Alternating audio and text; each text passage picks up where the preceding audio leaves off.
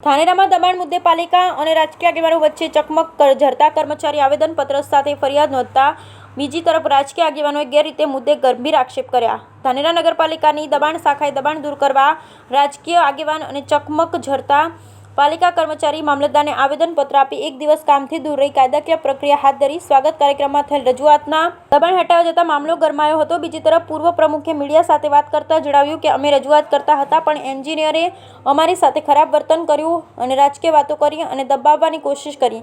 પાલિકાના નાક નીચે મોટા મોટા દબાણો શોપિંગ સેન્ટર નિયમ વિરુદ્ધ બની રહ્યા છે। જે સેટિંગમાં બેસે એનું જ કામ પાલિકા કરે છે, બાકી રામ ભરોસે છે।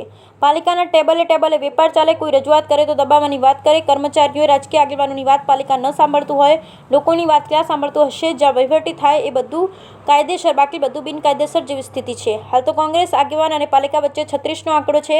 આક્ષેપ પ્રત્યાક્ષેપ થઈ રહ્યા છે। બધી બાબતો વચ્ચે નગરનો વિકાસ રૂંધાયો છે અને બિલ્ડરોની ઘી કેળા છે એવી વાતથી ઇનકાર ન કરી શકાય। બ્યુરો રિપોર્ટ બરઠક્કડી બનાસકાંઠા। નવા દબાણો થવા ન જોઈએ એની તમામ જવાબદારી નગરપાલિકાની રહેશે। તો જ્યારે નગરપાલિકા દબાણ કરાવે છે અને નોટિસ આપે અને દબાણ કર્યા પછી તોડ કરવા માટે કરીને આ નાટક કરતી હોય છે। લોકો રજૂઆત કરવા જાય છે અને પછી એક દબાણ દૂર કરે ને એક બાકી રાખે છે। ત્યારે અમારા આ વાત ધ્યાનમાં આવતો ચાલુ વરસાદના દરમિયાન અમે ત્યાંથી નીકળ્યા હતા અને આ બધો કાફલો ત્યાં ઊભો હતો। ત્યારે અમે એમને રજૂઆત કરી કે ભાઈ તમે વારંવાર નગરપાલિકા દબાણ કરે છે તો દબાણ કરવા કેમ દો છો? તમે કયા કારણસર કરવા દો છો? દબાણ શાખાનો કર્મચારી જે અત્યારે ફરજ બજાવે છે એના પરિવારની 20 દુકાનો છે। જો અત્યારે સરકાર અને નગરપાલિકા જો આ બાબતે જો કરવા માંગતી હોય તો અમે સાથે આવીને બતાડવા તૈયાર છીએ। અમે એ ટાઈમે એન્જિનિયરને એવું કીધું કે ભાઈ તમે દબાણ દૂર કરો એનાથી અમને કોઈ વાંધો નથી, પણ દબાણ દૂર કરવા માટે તમે એક દિવસ તમે આ જે શોપિંગો એટલા બધા ઊભા કર્યા છે, બિલ્ડર લોબી એટલા શોપિંગ બનાવે છે અને એક પણ શોપિંગમાં પાર્કિંગ નથી।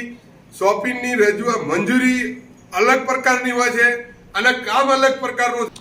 છેલ્લા 1 મહિનાથી આ બાબતે અમે જિલ્લા સ્વાગત કાર્યક્રમમાં પણ રજૂઆતો થયેલી હતી। જે સંદર્ભે જિલ્લા સ્વાગત કાર્યક્રમમાં માનનીય કલેક્ટરશ્રી દ્વારા આદેશ કરવામાં આવ્યો હતો કે દબાણ દૂર કરી અને અહેવાલ મોકલવો। જે સંદર્ભે અમે દબાણદારોને નોટિસ પણ આપેલ હતી।